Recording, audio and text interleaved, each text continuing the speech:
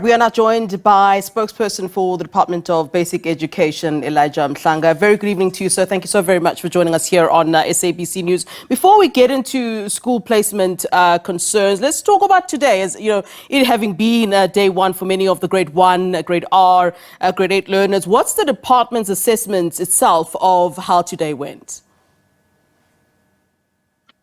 Good evening, Flo. Well, things went well from our own point of view because we are running a large system of some 24,700 schools, as well as 14.3 million children in the system with over 400,000 teachers. So when you are managing a system as big as that one with some 75 districts and 889 circuit offices, there's a lot of coordination that needs to happen for things to work. And for day one to have gone this way, we are satisfied. It means that the 2 days that we set aside for teachers and school principals to be in school to prepare for learners' return today worked.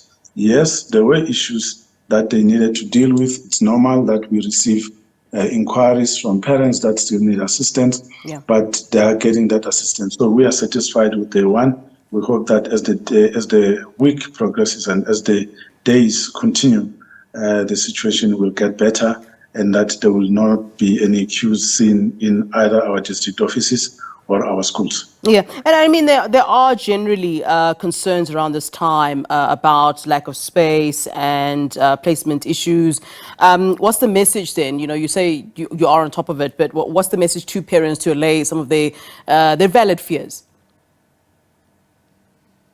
Well, it's a real frustration that I have, especially if you feel that you are not getting what you are desiring. So we are saying to them, please be patient, help our officials to help you. Don't be rude. We've seen that happen in some places. Yes, it is due to the frustration, but please work with them, because we also have situations where the district office would have allocated the space to a child in a particular place, but the family doesn't like that particular school. They go back to the district office and they insist that they want them to go to another one. And the conflict arises because as far as the department is concerned in that situation, that child has been placed and that matter has been closed, but the parent still wants to open it. So it makes life very difficult because you can't move forward to assist others. So we say, please understand, in those high demand areas, when officials tell you something, they are not lying. A school, if it's full, it's full. Yeah.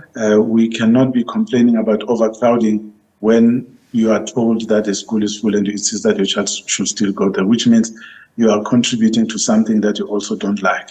So let's not contradict ourselves. Where possible, please cooperate so that as the days go, we are then able to normalize the situation, relax it a little bit, and then be able to explore other options. Would the advice then be to those particular parents who aren't, necessarily happy with the placements, to, let their children go to school and then, maybe at a later stage, whether it is in the following year, maybe look at other options? Is that, the viable solution to all of that? And is that what you're possibly trying to ask parents to do? Yeah, it does happen. You're correct. It does happen also that you find that a family would have been admitted to a school, a child would have been admitted to a school in a particular place, but within the next 10 days, they move back home again where they came from, or they move to another place. It happens all the time. So that's why we say, if you are referred to a particular school, please take that space because someone else is looking for it. So if you are holding on to it, you are sitting on it, you are not responding positively to the department, it means you're blocking somebody else. And we have also observed that in the system, when the days progress, some of the offers that had been made to other parents, they become available. But we can only help you once you have accepted that particular school and you allow days to go, your child in class learning, and then the officials can start to do their work. But when there's pressure and we put more pressure on the officials, it gets even more complicated. So the appeal is that please cooperate with the officials so that they can also be able to assist you. Yeah. Some of the concerns that parents have is that, maybe the school that their child has been placed at is under-resourced. And that just brings me to, one of the stories that we were playing just before talking to you. And that was the issue in Bela and Limpopo, where, parents have expressed concern about, the way that the schools, some of the schools are looking in some of those areas. And parents have pleaded with the Department of Basic Education to deliver, on the promise of demolishing those unsafe classrooms. Can we get, some sort of assurance from you and the department that is certainly being addressed and being looked at? Yeah, the issue of school infrastructure is one that the provinces are handling on a day-to-day basis. The Limpopo Education Department, in fact, it's under pressure. They have been issuing out contracts to people, to companies that should be building this, and they're increasing capacity in that regard. Yeah. We are aware of this because we receive these reports every week when the minister gets to hear from them the progress that they're making, but also the DG travels to all these provinces to find out what progress they're making. So we know that they are under pressure to deliver much needed school infrastructure there.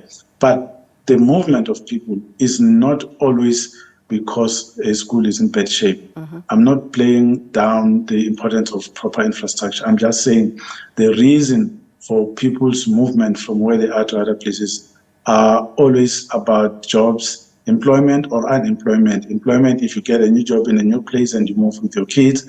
Unemployment if you believe that you are going to get an opportunity in a city and you move there with your children. Those are the most drivers of the migration that we're experiencing. That means in the country, people moving from one province to another, from rural to the cities. But you also have the other one where people are moving from outside the country into this country for opportunities and for whatever other reason, following their families or exploring other opportunities.